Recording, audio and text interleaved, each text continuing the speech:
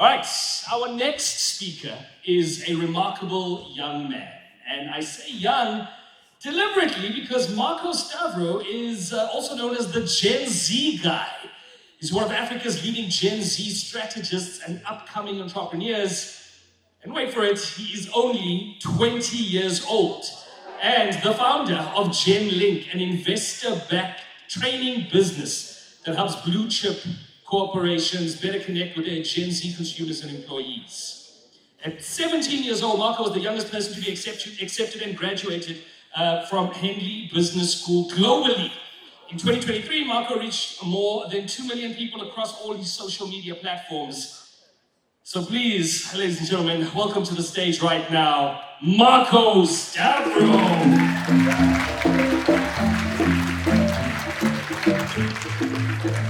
Brother. Are you nice? I'm good. I'm good. No, they asked us to check because there's alcohol here. We just need to check your ID and make sure so we don't get in trouble. I'm good. I'm 20. You can check my ID.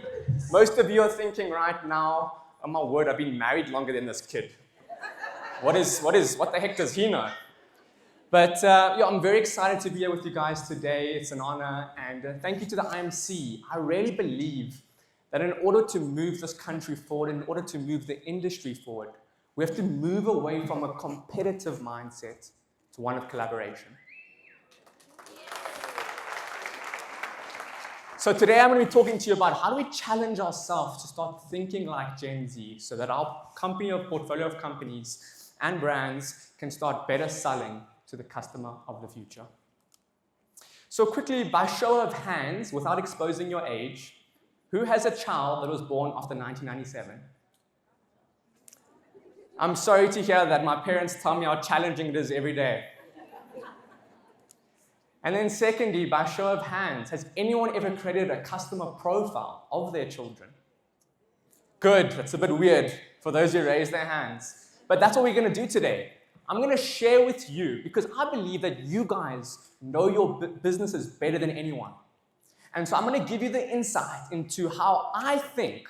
I'm going to take you on a journey of how I see the world, why I see it in a certain way, and how you can influence your children and your clients and your employees. So still today in boardrooms, I get questions, Marko, why does Gen Z matter? Well, by 2030, 42% of the global youth is going to be young Africans. Young Africans make up over 60% of current African population. That's amazing. $480 billion of spending power globally. And the graph is only exponential. So we know that they're here now. They're not coming. The biggest thing I get when I say, Marko, okay, how do I want to reach Gen Z? I can't get their freaking attention. I can't get my child's attention. They're obsessed with their phone. They're obsessed with their friends. All they do is come after school and go to their rooms, and I never ever see them unless they want my money. Yes. Second thing is technology. They're digital natives, and we'll go more into who they are. But they are so technology orientated. They are obsessed with their cell phone. The average Gen Z spends 7 hours a day just on their phone. What can you do with the rest of the day if you're only spending 7 hours on your phone and 5 hours on social media?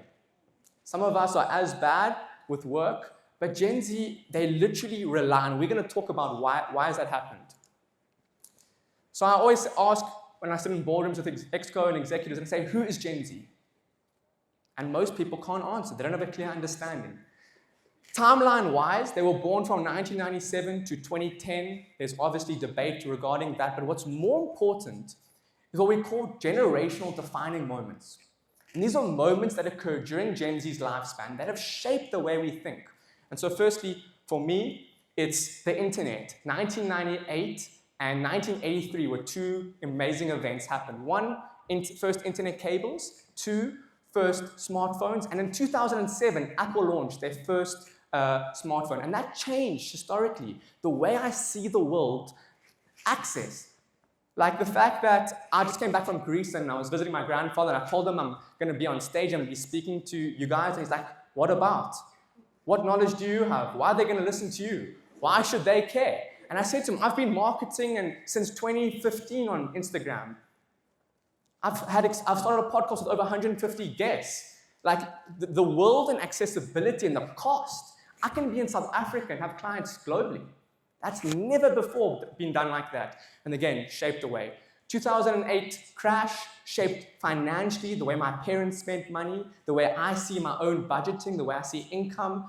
South Africa, it's even worse with 30% unemployment and interest rates and inflation. And then COVID-19. I realized that my family is the most important thing to me. And all the success and all the businesses, they're going to come and go. But my family and work-life balance and sustainability and climate change, those are real. And it's only COVID that slowed down that paradigm that forced me to think like that. So how the heck do you contact me? Well, first, if you've ever tried to email Gen Z, they don't respond. The only way to contact them is to say, I've WhatsApped you and I've emailed you. You have to tell them you've emailed them. Secondly, video over everything. I promise you, me and Mike Sharman did not overlay slides, but I've got Barbie in my slide, and yes, you have to be creating 80% video and 20% image and text. I can't remember any post of image and text. Luxury and travel, most of my budgeting is going towards travel. I'm wanting experiences over a nice vehicle, over a nice luxury good, but yet luxury in the last 12 months, Gen Z are the 3 times fastest growing consumer group compared to any other generation. And then lastly, automations. I expect it to work. If I go into a meeting and you're not sure what you're doing, or if I go to a website and it takes 10 seconds to load, and the checkout is not functional and takes long, doesn't matter how loyal I am from a customer point of view, I will move on. And so thinking about things like, do from the start to finish of your product and service, how long does it take? Because instant gratification is so deeply embedded into me that I won't wait for anything. That's why the IMC is great. 15-minute slots, 20-minute slots, 30-minute slots. I don't have the attention span. Housing. 27% of Gen Z still live with their parents. And it's just escalating. I speak to more and more parents. They say, my kids are coming back to me, Marko. They're coming back. And why this has happened is because they've realized how difficult it is to live by yourself. Then side hustles, a big culture of income. We are constantly, doesn't matter, you can ask any Gen Z, they're working on something on the side. So you need to think about how do you guys incorporate that as leverage. And then something I'm constantly thinking about, and I'm guilty of this, is social comparison theory. This states that I make decisions not solely on my own opinion and what I believe, but because of you guys. I make decisions. Whatever decision I make, I'm thinking about my friends, my colleagues, and my families. So instead of targeting individuals, we just start targeting communities. Because if you influence the community, you influence the Gen Z individuals. But if you're targeting outliers, I'm not going to buy your product or service because I'm not willing to stand out. I'm not willing to be different. 10,000 marketing messages every single day. That's how much I'm receiving. So why should I care? Well, you've got 8 seconds to get my attention. That's my full focus, 8 seconds. Look at your hook. Look at your thumbnail. Look at your video of content. If you don't know what I'm saying, we've got a serious problem. Because you're focusing on these big ad campaigns and these big marketing budgets and marketing reports instead of the content. So social media is everything to me. I look at where am I going to travel, where I'm going to buy, where I'm going to a restaurant, where I'm going on dinner. In fact, my generation have never had to actually go to a girl at a restaurant and say, hi, my name's Marko, and have a conversation. No, we can be on Tinder, swipe right, I'm a stud. We don't know hardship, we don't know challenge, we don't know loyalty. And social media, such a dopamine, if you watch The Social Dilemma on Netflix, you'll know. They are programming Gen Z in a way that is scary, and I think that companies need to really look at their social media strategy in a deeper way, and we're going to go into it quickly.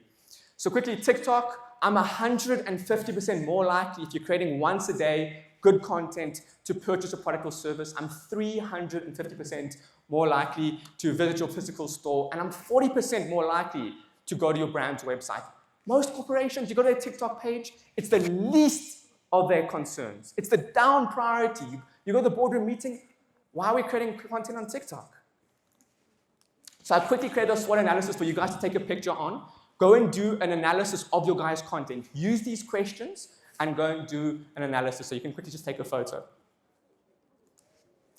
And then, sorry guys, 8 seconds. Okay. All right, and then 11 times the ROI than traditional advertising, influencers and virtual influencers, which are CGI-generated content creators that you've got full control over, because I know most brands have had a bad experience with influencers, but yet they play such a key role in influencing Gen Z. And again, really look at your guys' strategy. How are you using influencers? Are you even? I spoke about this. They've got a 3 times more growing in terms of consumer with luxury goods. What do we analyze when we're looking at a product or service before we buy? Number 1, immediately go to their website. 2, we go to their social media pages. 3, we go to their Google reviews. You'll be shocked at 5-star hotels who've got 2.5 reviews.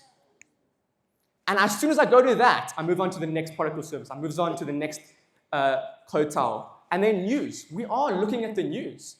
So make sure your brand, if you're going through trouble from a corporate point of view and a PR point of view, make sure you're sorting that out. These 2 famous people, very famous with Gen Z, my sister who's 8 years old, constantly telling me, Marko, when are you getting me tickets to Taylor Swift?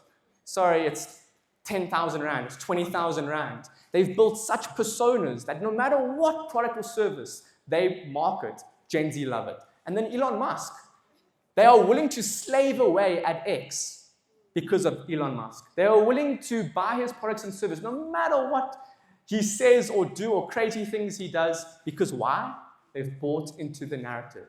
So as executives and people of influence, make sure you're building a personal brand, because we are no longer going to be buying into Standard Bank or ABSA or Nedbank. We are buying into personas. So many people have told me, I don't work for Discovery Bank, I work for Adrian Gore.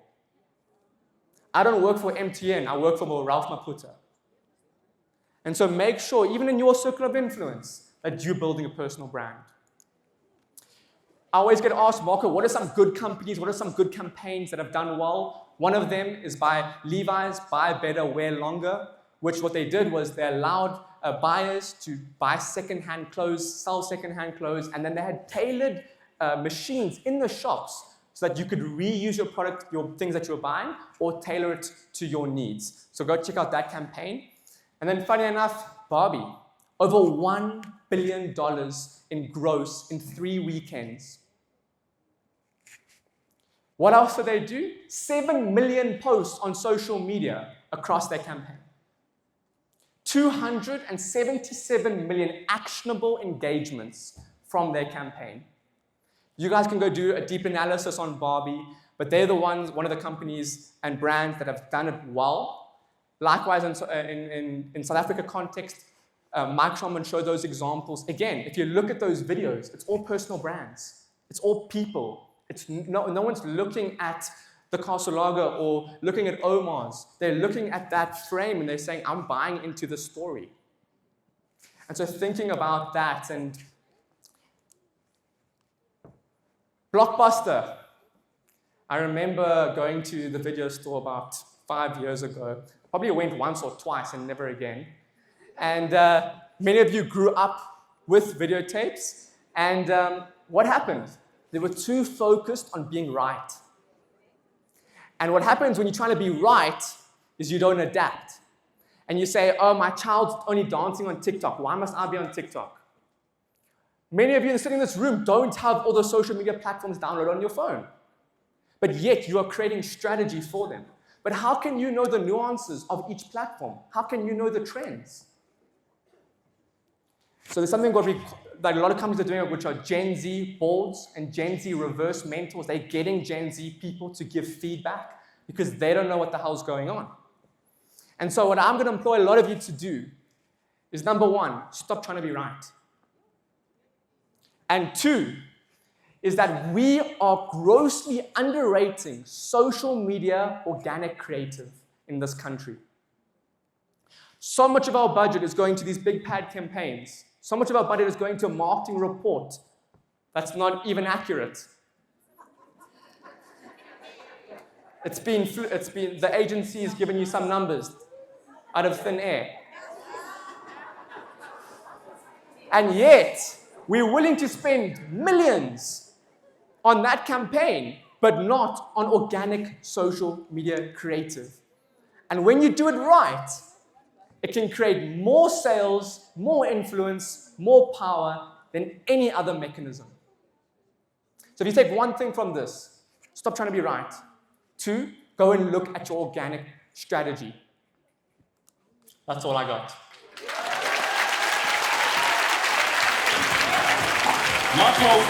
Marko, come here quickly, bro.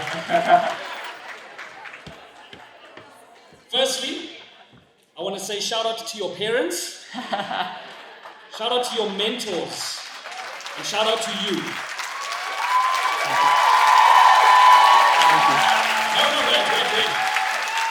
Because I can tell you for free, my friends, the confidence, the storytelling, and the ability to hook these people, you are going to be a superstar. Thank you. You are going to be a superstar, and I am so privileged, and I think we all are, to have witnessed this in your early days. Thank you. To look back and go, I remember that kid.